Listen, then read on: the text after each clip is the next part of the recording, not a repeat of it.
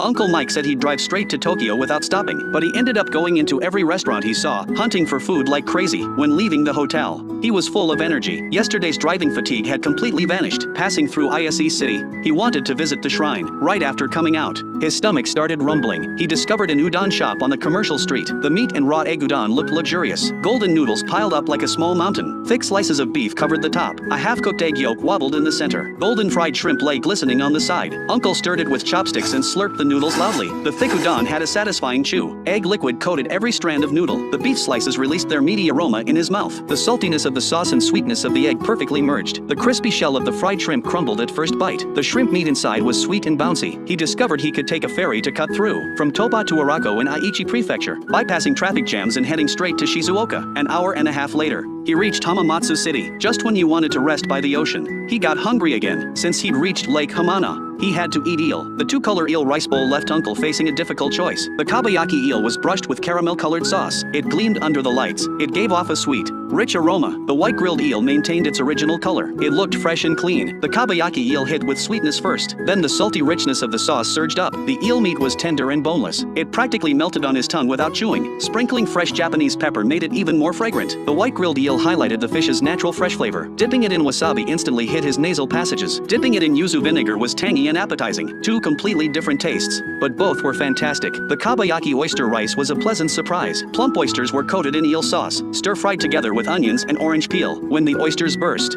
juices splashed everywhere. The ocean's sweetness mixed with the sauce's richness, creating an unprecedented taste experience. Finally, he poured in kelp clear soup to make akazuke. The rice grains absorbed the broth and became plump. Every bite was a warm embrace. Uncle tasted the complimentary strawberries for dessert. The bright red fruit was bursting with juice. The sweet and sour taste cleansed the oiliness from his mouth. The 3-day journey from Kyoto to Tokyo, Uncle experienced the scenery of the ancient Takedo route. He and the Mini went from strangers to familiar, from resistance to acceptance. He bought roasted sweet potatoes as roadside snacks. The campfire roasted sweet potatoes had charred black skin. When broken open, the bright yellow flesh steamed with heat. One bite was so hot it made his tongue tremble, but the sweet taste was impossible to stop eating. The car overheated and broke down midway.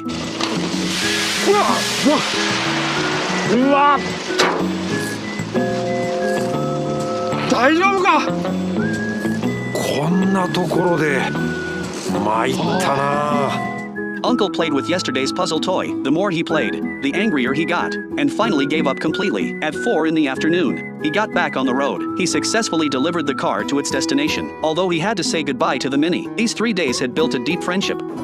達者だな